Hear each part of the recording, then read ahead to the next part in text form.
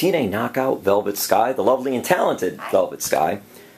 Velvet, what was it like for you getting started in women's wrestling? What drew you to this profession? Well, what drew me to the profession initially just was the athleticism and the over-the-top characters, off the wall, like the shiny... going back to the days of Macho Man Randy Savage and Miss Elizabeth, I mean, I wasn't really old enough at the time to grasp the whole concept of the business in wrestling, but my dad used to watch wrestling on TV back in the day.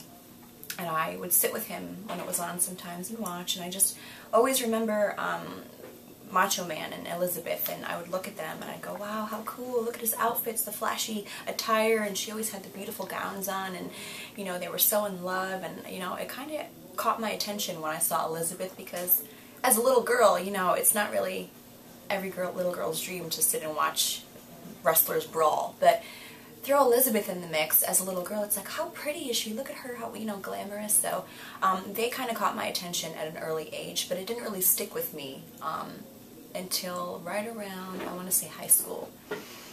It's when wrestling was at its all-time high, and it was so popular, and everybody knew who, you know, the mainstream wrestlers were. They were household names. So it caught on pretty quickly, and what got me really into it is when I would watch a woman by the name of Lita, Amy Dumas. I thought she was, and I still think she's fantastic. She's a fantastic athlete. Her character, she appealed to both the men and the women. The guys loved her, the girls loved her. You know, she had the whole cool tomboy thing going on, and that kind of really caught my eye, and it really made me want to think about this as my possible career, because I have an athletic background. I played sports all through middle school, all through high school, and this business has lots of competition and lots of athleticism, and you mix those two together and you have wrestling. So watching Lita really made me think more and more like, I'm already an athlete, I already have the physical conditioning.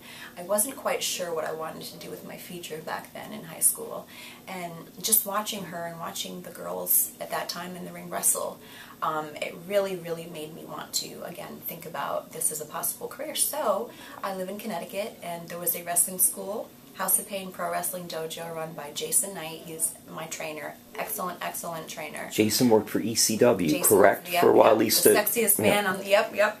Sexiest man, Jason. Jason, right? Yep, he was part of the Impact players with Just Incredible, Lance Storm, Francine, and I mean, they were great back then. Watching them too, ECW will always be like a great memory for me as far as wrestling goes. But there was a wrestling school in my hometown about 5 minutes, 10 minutes from my house. I had no idea it was there, and I researched, I did my homework, and Jason's school came up. So one day I actually went to a party, and there was this is before I was in the business, and there was a guy there. I had no idea who he was. He turned out he was an indie wrestler. He had a wrestling shirt on, so I started talking to him.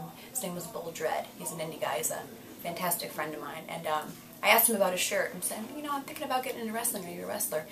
Yep, and he pointed me the way to Jason's, and I went to Jason's one day, and he invited me back to just watch him and his students train, and he said, you know, if you want to be a part of this business, if you're serious, come on back. And I kept coming back every day. Every day there was training, 3-4 times a week maybe.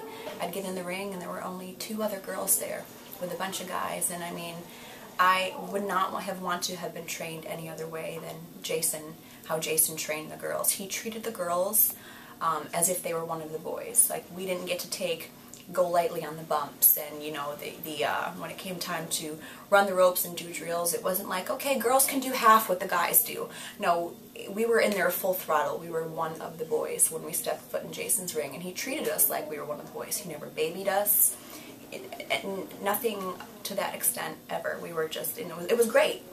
And I remember the first day of training, I was not in very good cardio shape at that point, because I joined the school after I graduated high school, so I hadn't played sports in a while, so I kind of was low on my cardio. And I remember the first time I got in the ring, he worked me so hard that I had to roll out of the ring and just vomit, because I was just so, that's gross, I know, but I mean, and that, at that point would make or break somebody. Like, a lot of girls and even guys would just, their first day, they'd roll out and be like, all right, this is not for me, I can't do this. Because a lot of people think TV wrestling and professional wrestling, they only see the glitz and the glamour. Like, they see us on TV looking, you know, glamorous and, you know, traveling the world, and I mean, all that's great, but the conditioning and the behind the scenes and the training and everything else that is not glitzy and glamoury, that will make or break a person that is serious about being in this business.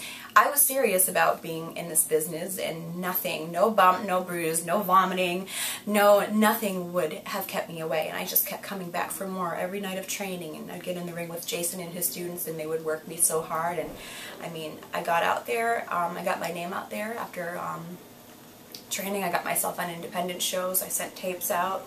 I made phone calls to promoters, let them know who I was, where I came from, who trained me.